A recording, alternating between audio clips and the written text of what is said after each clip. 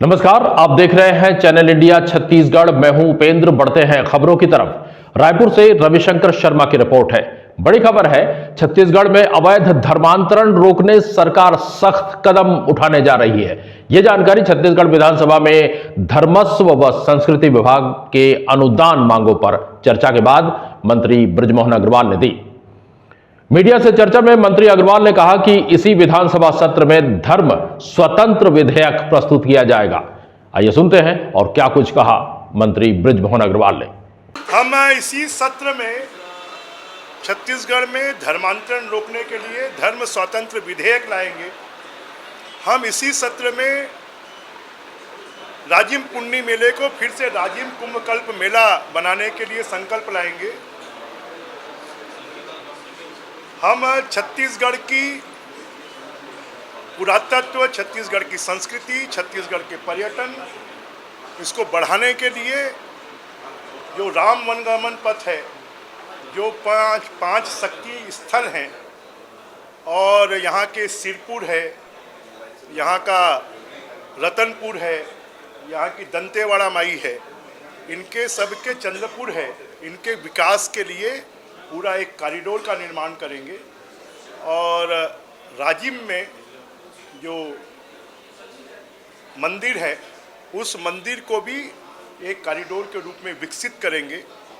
हमारे स्कूल शिक्षा विभाग में आने वाले समय पर एक कमांड सेंटर बनाया जाएगा, जिस कमांड सेंटर के माध्यम से 50 लाख बच्चे, 50,000 स्कूलें और 3 लाख शिक्षक, शिक्षिकाएँ, लेक्चरर, प्रोफेसर, प्रिंसिपल और 4th क्लास 3 क्लास कर्मचारियों सबके ऊपर में अनुशासन में रखकर शिक्षा के स्तर को ऊंचा उठाया जाएगा।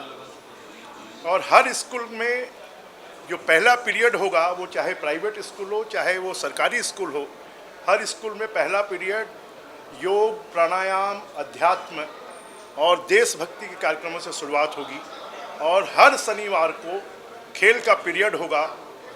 हमारे जो कॉलेज हैं, उन सभी कॉलेजों में नए विषय खोलने के साथ साथ हमने लगभग 30 नए स्नातकोत्तर विषय, 20 नए स्नातक विषय और साथ में 20 कॉलेजों की बिल्डिंग बनाने का और 10 स्कूलों में अतिरिक्त कक्ष बनाने का और बाउंड्री वॉल बनाने का और छात्रावास बनाने का भी हमने बजट में प्रोविज़न किया है।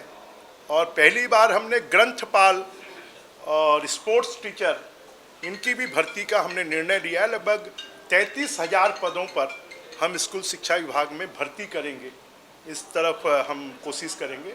और हायर एजुकेशन में लगभग 5,000 पदों की भर्ती हम करेंगे, जिससे कि हमारे, और साथ में जो NEP है, नई शिक्षा नीति, उसको हम अगले शिक्षा सत्र से लागू करेंगे। एक इसके पीछे बड़ा उद्देश्य है कि बहुत सारी ऐसी शक्तियां जो विदेशी धन के आधार पर छत्तीसगढ़ की डेमोग्राफी को, छत्तीसगढ़ की इकोलॉजी को बर्बाद करने की कोशिश कर रही हैं और लोभ लालच के माध्यम से बिना शासन को सूचना दिए धर्म परिवर्तन करवा लेते हैं और उसके कारण विवाद पैदा होता है, उसके कारण समाज में विद्वेष पैदा होता है।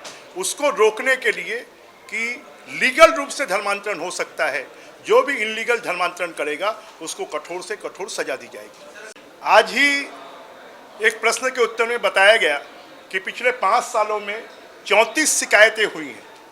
ये तो सिर्फ शिकायतें हैं। अगर हम देखेंगे तो पूरे छत्तीसगढ़ में 3400 से ज़्यादा ऐसे प्रकरण हुए हैं। आप बस्तर में तो देखते हैं कि आए दिन वहाँ पर आदिवासी समाज धर्मांतरण के विरोध में आंदोलन करता है, प्रदर्शन करता है।